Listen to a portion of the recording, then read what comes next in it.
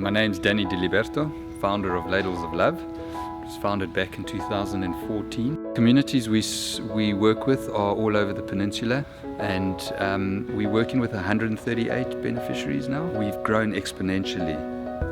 We've been able to do that because of all the kindness that we have experienced from individuals and corporates such as Interbet, who just want to be part of the change. Race number 4, time to get your bets on, will be 14:22. They do battle over 1,600 meters. And in the 4th race, quite a competitive race. You've got number 4, Lily of Orange. You've got number 13, Rocky Reef. 3, Flag of Wren. Horse like number 12, Park and Fly. They're all going to look to improve. But let's watch Rocky Reef making the introduction. And then we've got interviews with Nicolette Roscoe, Garth Puller, Craig Udy, and also Donovan Dillon. Bite at a time, though. It's going to take some catching past the 300. Is still clear by 2.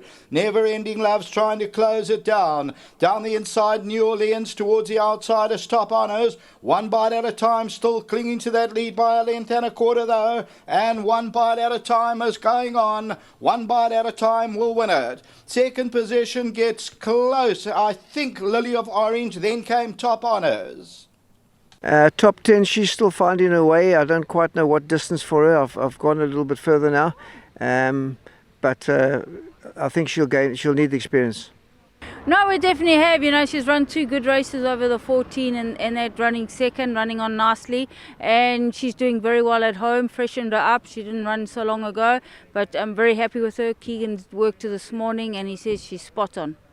Yeah, Rocky Reef is a lovely filly. She's come on a lot from her first race. Only thing is we're drawn out in the bush. It's not ideal, but I think with a little bit of luck in running, if we can get midfield without pressuring her too much, she'll be a decent sort of runner on the day. Miss Jacqueline, yes, the draw's drawn a bit wide there. After the last run, Warren came back and just said possibly just a little bit too far for her. So I brought her back. She is working well. Another one with a definite quartet chance. Well, Lily of Orange has given the indications the last 2 efforts that she's crying out for the extra distance. She gets the mile for the first time. Rocky Reef, of course, is going to come on leaps and bounds. We heard from Donovan Dillon, just a little bit worried about the draw. Warren, when I looked at the false rail, there's only a 1 meter false rail, and Lily of Orange with the draw might just have the edge, but long term I think Rocky Reef's going to end up the better horse of the 2.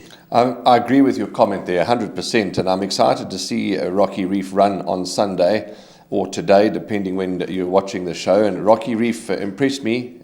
Really, I love the way she finished her race, and she was finding all the way to the line, so the mile's going to be in her favour. You heard from Donovan, she's a lovely filly. Good effort. So I do quite like her. I might well take a chance, despite the draw, Sheldon, and have a few rand each way on Rocky Reef. I think she's a lovely filly, and you're right, she could end up being better than Lily of Orange. Tough little race. I thought one of the tougher maidens on the card. I'm expecting big improvement from Silver Princess. She improved from run 1 to run 2, gets gate 1 this time. Muzieni, Flag of Wren's improving. Dennis Bosch's stables firing. As you've touched on, Lily of Orange. Park and Fly, yeah, she improved for us in her second start, and we believe that she'll improve again. She might just need 1 or 2 more runs. She's a very dumb and backward filly. Although we are expecting a good run, more of a place chance than a winning one for her. And we danced. I'm dying to hear your thoughts on this Pathwalk filly, because to be quite frank with you, she's starting to disappoint me a little. If you look at the penultimate run behind 1 bite at a time, she was right on the heels of them, so she had every opportunity. Her last run a little bit disappointing behind Lucky Miss. I'm taking the stance to give her 1 more chance. I think she's certainly worth another chance, but she's taking on a very lively field. I think more a place chance for me than a winning one. If she had to win, I wouldn't be surprised, but I think 1 or 2 of them will just have her number as far as the winner's box goes. Yeah, you're quite right. Maybe I shouldn't be too harsh on her. She's only had the 5 starts, but she's a gorgeous, gorgeous filly. She really is a good looker, and Simango Kumalo is now going to ride. So, yeah, but for me, you're right. It is a competitive maiden and more of a place chance. If she doesn't place here, then maybe we need to start giving up on her. But she certainly is a filly that we can't ignore. So to try and give a first choice, it's tough. Probably Lily of Orange, but on the day I might take a chance and go with Rocky Reef despite the draw. Also, you got to see the conditions, if it's a tailwind or a headwind. We know at this stage the false rail's 1 meter, so those horses that are handier will get a length or two on those coming from behind.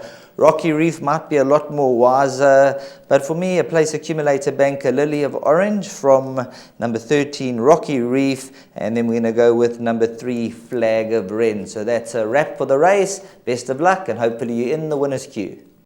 Hi, I'm Trevor, the CEO of the same foundation. The donation we received from Interbet helped us in procuring vital, life-saving medical equipment and PPE for Tygerberg and Groote hospitals in the Western Cape.